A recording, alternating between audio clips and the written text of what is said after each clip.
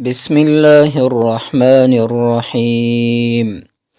وَإِذَا کله طلقتم چې طلاق ورکړی تاسو النساء ښځو ته فبلغن ورسیدوی اجلهن نیټې خپلې ته یعنی عدتې پوره شي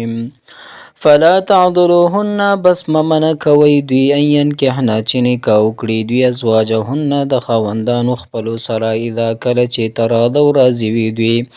بینهم په منځ خپل کې بالمعروف په ښه طریقه ذلک دا حکم یوعظ نصیحت کولی شي به په دې سره من هغه چاته کانه چې وي منکم ستاسو نه یؤمنو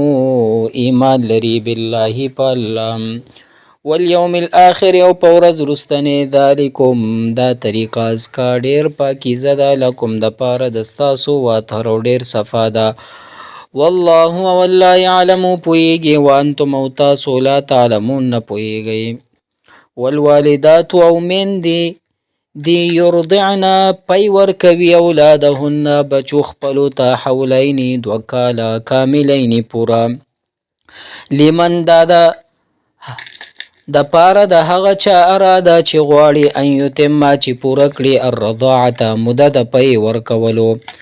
وعلى المولود له او په پلار باندې رزقهن خوراک د هغې دی یعنی د بچي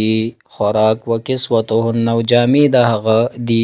یعنی دغه ټول په لازم دی په پلار باندې بالمعروف د عرف مطابق دستور موافق لا تکلفو تکلیف نشي ورکولی نفسون هیچ چاته الا مگر وسعها مطابق د وس د هغه لا تضار ضرر دی ور نکړی شي والدتون مورته بولدها په سبب د بچی خپل ضرر تکلیف به ورته نشي رسولی ولا مولود له نه پلار ته بولده په سبب د بچي د هغه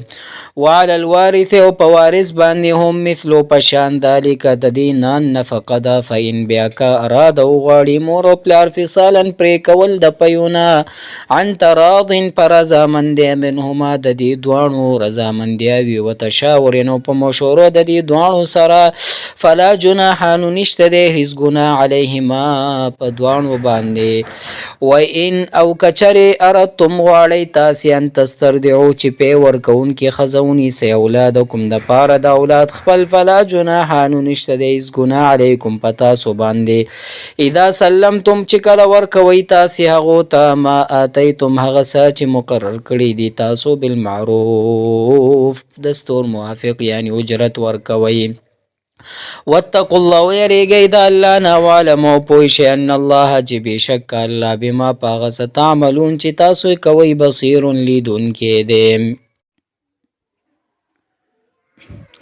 والذین او هغه کسان یتوفون چې مړه شي منکم ستاسو نه ویذرون او پرېږدي هغوی ازواجا ښځې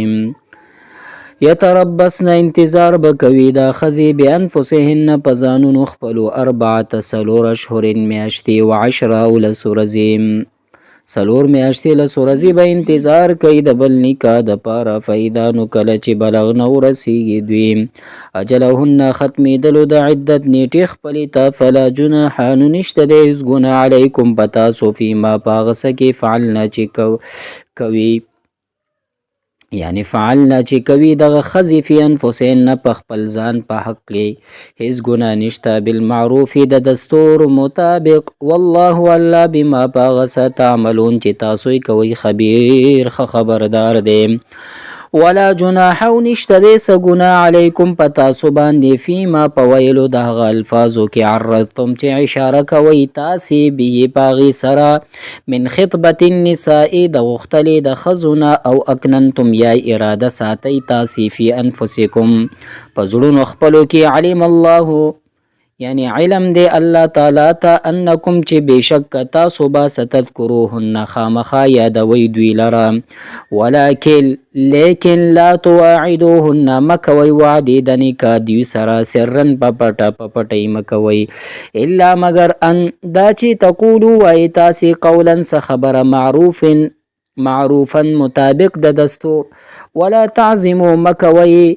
اراده عقدة النکاح د تړلو د نکاح حتی تر دې یبلغ الکتاب چې ورسیږي عدت اجله مقرر وخت خپل ته بیا نکاح کوي.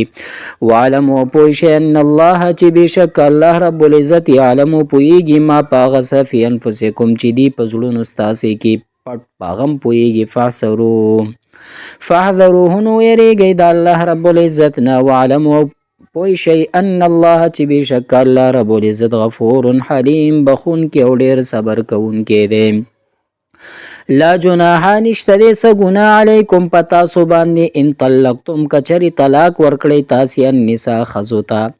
ما لم تمسوهن چې کله لاس نوي وروړئ تاسې دې ته چې مسه کړې م نوي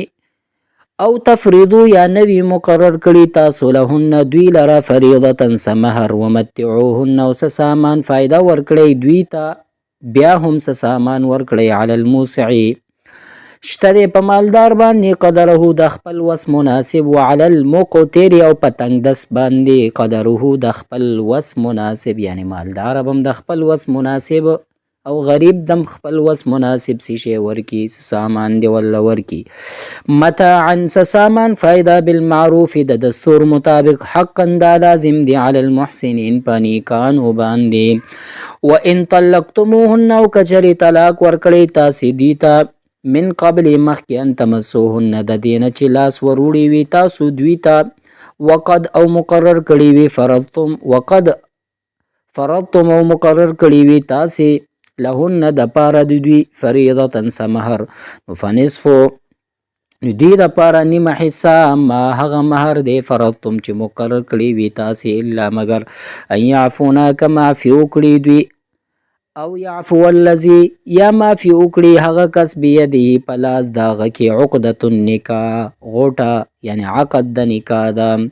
وان تعفو معافی کول ستاسو اقرب ډیر نږدې دی للتقوا تقوا ته. ولا تنسوا الفضل او مه هیروئ تاسې احسان کول بینکم په خپل منځ کې په یو بل سره احسان کوئ. ان الله بشک الله رب العزت بما په هغه څه تعملون چې تاسو یې کوئ بصیر خلیدونکی دی. حافظو حفاظت کوي علی الصلوات په منځونو ټولو والصلاة الوسطى او په منځنۍ وقومو درېږئ لله الله ته قانتین عاجزي کوونکې. فإن خفتم بس کچري ویریږئ تاسې فرجال نموز کوئ پیاده یعنی کچري تاسو د دشمن د یریږئ نو تاسو فرجال نموز کوئ پیاده او رکبانا یا سواره فإذا بس کله چې امنتم په امن شئ تاسې فذکروا الله نو الله رب العزت یادوئ کما لکه څنګه چې علمکم